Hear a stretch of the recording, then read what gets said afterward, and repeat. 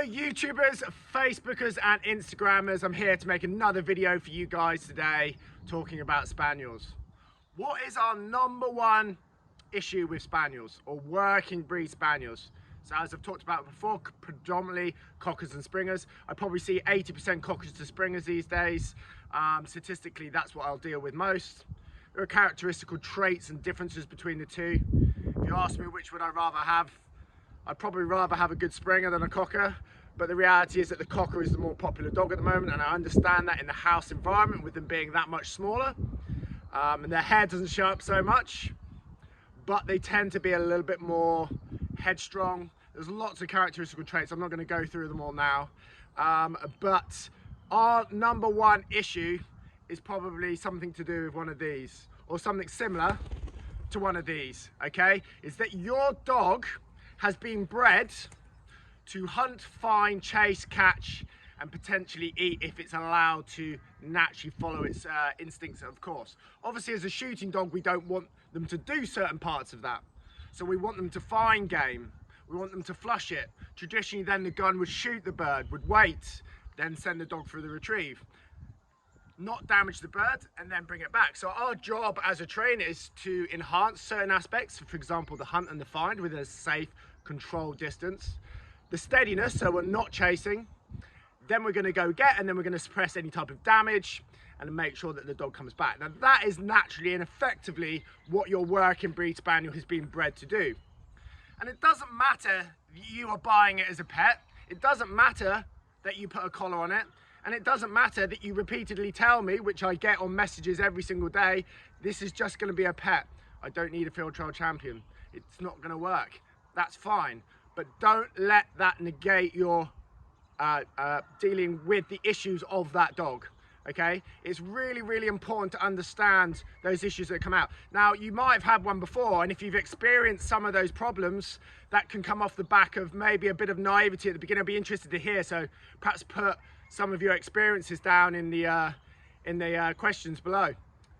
But as I said, coming back to where I was, the main number one issue with these dogs is them flushing and then getting away from you. Now, it's a really hard thing to get your head around when you buy this dog just to be a domestic pet.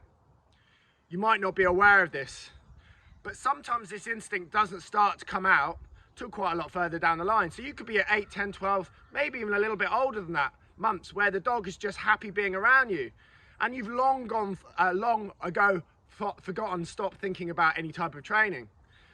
And the real danger dogs here often are the ones that potter about, but then light up suddenly and then are gone. And that's very a Cocker characteristical trait. So traditionally a Cocker will hunt very well on scent. So if there's scent there, something's been there, they'll hunt quite well. If there's nothing there, they can be quite pottery, and that's very much a Cocker trait. Whereas Springers traditionally known for hunting to find scent. So they tend to give you a much more stable hunting pattern all the time. And you might be thinking, oh, I'm not interested in my dog hunting, but you might not have any choice about this.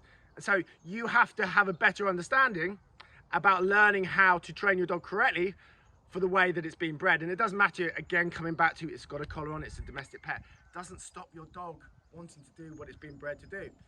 Now, there are lots and lots of dogs that I see where on paper you would say, oh, okay, that's quite a well-bred working dog, and they don't turn out to be that amazing. I've had dogs, I had 3 litter siblings, not the same mating, but litter siblings to my last champion, and they weren't anything special, and yet 4 or 5 of the dogs within that same breeding became champions as well. So there was a huge variant within that same mating on paper. On one hand, it said that everything should have been absolutely amazing, but some weren't so good, but some were absolutely amazing, and you can get that. You can go and buy one pup from one litter. Dave down the road's got that. It just potters around, never gives them any hassle. And then you have someone else up the road, Lucy, she's bought one, it's a little rocket ship, she's struggling to hold on to it. And you have that all the time. My most popular message, which I get daily, literally daily, I get 2, 3 messages every single day saying, hey Chris, we've watched a lot of your YouTube content. Everything you said we shouldn't do, we've done, and everything that you said we might get, we've got. And you know, they'll say things like, oh, I wish I'd found your channel earlier. So my job here is to try and do my best to educate people, to get them to understand what they're buying. And again, I'm always saying this, I'm very clear about saying this, but you could do nothing that Chris says and still end up with quite an easygoing dog. But that is Russian roulette. Once that bullet's in the chamber and you pull the trigger and it's in there, it's very, very hard to come back to as come back and fix as a novice. People ring me at 2 years old and their dog's like, they can't let it off. It sees a blackbird. It can be anything. It can be a pigeon, a blackbird, a pheasant, a rabbit. It is gone. And I've said previously, they'll say things like, oh, you know, the dog comes back eventually, it comes back eventually, but one day it might not, and that would be tragic. And that's the thing that we need to try and avoid. So it's really about learning and understanding and managing the parts to that. And everyone often leaves me messages saying, how can I make my recall better? It is not about recall. I did this last week, and I say again, go down, look below, there's a link to my magic recall that doesn't exist, okay? Reliability is about keeping the dog within a safe distance. And that means training the dog in the way that works for that breed, which is a very, very close proximity. Most of the time I'm looking to keep my dog within 14 to 16 foot of me, absolute max. Okay, probably 14, 16 foot of me left and right, and probably 8 to 10 foot in front of me. It's not very, very far. And when often people come to see me and I explain that, they're like, gosh, you know, my dog's halfway down that hedgerow. Now, at first that might be fine, but once that dog finds a pheasant or partridge or a rabbit or whatever in that hedgerow, that's where your dog then always wants to be, because that's where it's had that pleasure, and nothing is going to light your dog up as much as chasing something.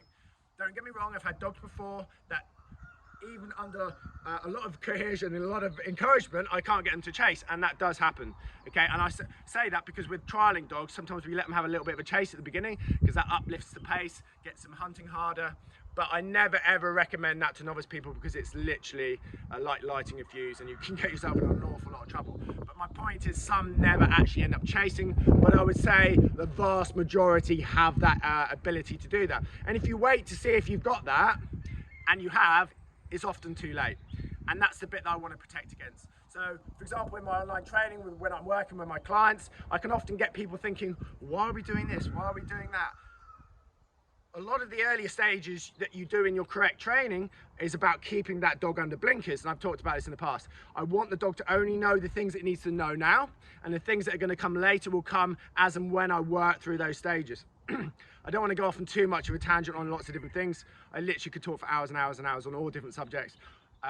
Again, often people ask me a question, they want a quick answer, but there's never a quick answer. Rarely there's a quick answer to anything.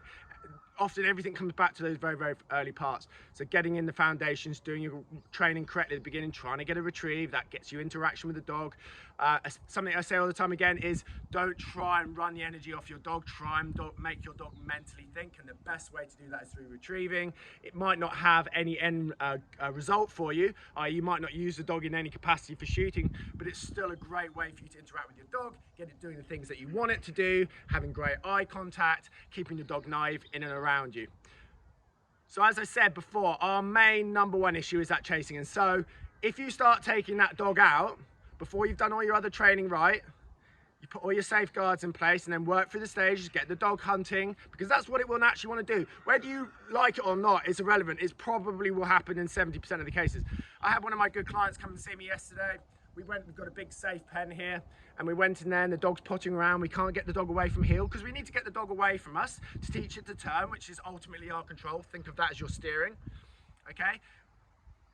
The dog doesn't want to leave our side. Then suddenly the dog hits a little bit of pheasant set, and suddenly it's going shh, and suddenly she's like, feels out of control.